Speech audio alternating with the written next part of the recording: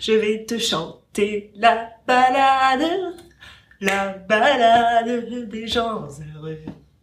La balade, avant d'être le tube de Zaz, est un poème à forme fixe, au même titre que le rondeau ou le sonnet par exemple. La balade des gens heureux peut être écrite en vitali, vers de 10 syllabes, ou en arachnéen, vers de 8 syllabes. Il en existe donc 2 formes, mais sa composition sera toujours la même. 3 strophes contenant autant de vers que le vers a de syllabes, et une 4e demi-strophe de la moitié de vers des strophes précédentes, qu'on appelle l'envoi. Bon, là tu m'as perdu. Si on décide d'écrire une balade en vitali, par exemple, celle-ci sera donc composée de 3 dizains, strophe de 10 vers, et d'un quintile, strophe de 5 vers. Si on essaye d'écrire une balade en arachnéen, celle-ci sera donc composée de 3 strophes de 8 vers et une strophe de 4 vers. C'est ça, 3 huitains et un quatrain. Bah tu vois, je suis pas si débile que ça. Le système de rimes, mais les rimes elles-mêmes, doivent être similaires à chaque strophe.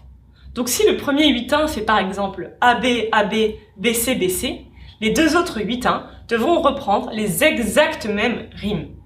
L'envoi, quant à lui, reprendra les 4 dernières rimes, soit BC, BC, et non pas BC, BG. Et en exemple, la balade pour servir de conclusion de François Villon, et non pas Fillon. Je précise que cette balade était à la base écrite en ancien français, donc je me suis permis de faire une petite traduction modernisation perso.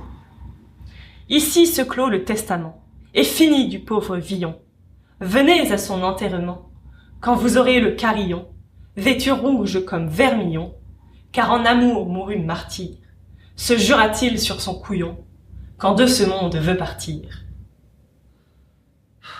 Je crois bien que pas n'en ment, car chassé fut comme un souillon, de ses amours haineusement, tant que, d'ici à Roussillon, brosse Niane Brossillon, qui n'eut, se dit-il sans mentir, un lambeau de son cotillon, quand de ce monde veut partir.